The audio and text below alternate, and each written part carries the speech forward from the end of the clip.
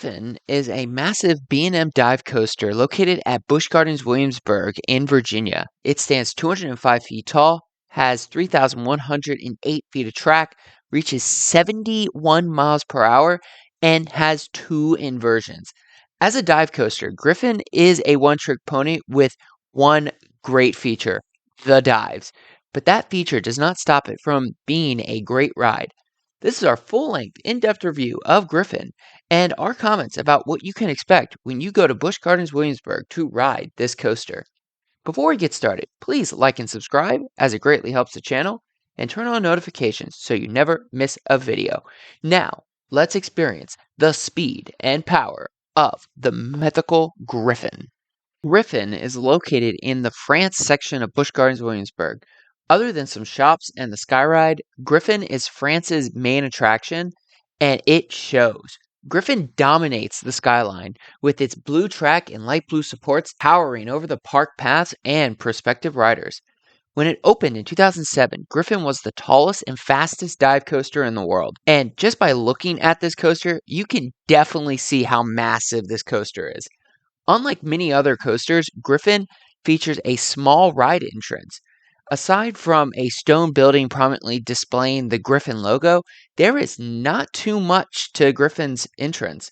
Once you have gone into the stone building, you will walk to your right through Griffon's extended queue section. This extended queue section is basically on the park path, so you get to see the coaster on full display as you wait for the ride.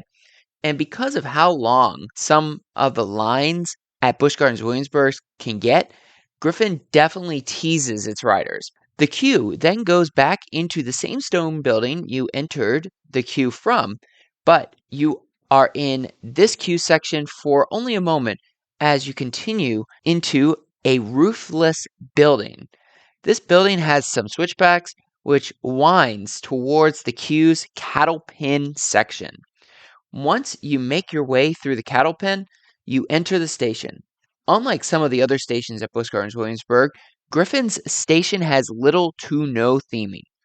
You then board one of Griffon's three-car, 30-passenger trains and pull down your over-the-shoulder restraints. Griffon's trains are interesting, as they are technically floorless and leave your feet dangling. But unlike other floorless coasters, Griffon's back row has kind of a step-up, so riders can actually board the train.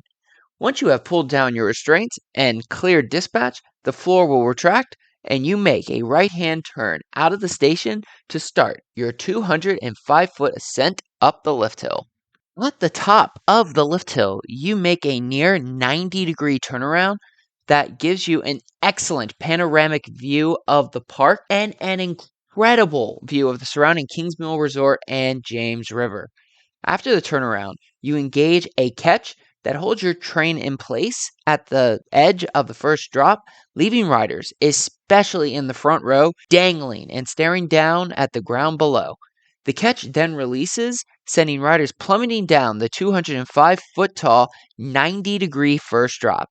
And this first drop actually delivers a little bit of floater airtime, especially for riders in the back car. The wing seats get great airtime on this first drop.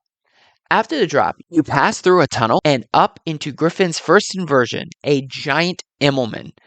You then rise up towards the left into the mid-course brake run, which sets you up for the rest of the ride. Griffon's mid-course brake run doubles as a holding brake of sorts, which slows down the train just enough to make the second dive feel similar to the first drop, though not as steep. After the dive off the mid-course brake run, you fly through another Immelman into a short airtime hill, which delivers a little bit of floater airtime. You then fly through a splashdown, which sends towers of water shooting upwards, followed by a sharp yet graceful banking left-hand turnaround.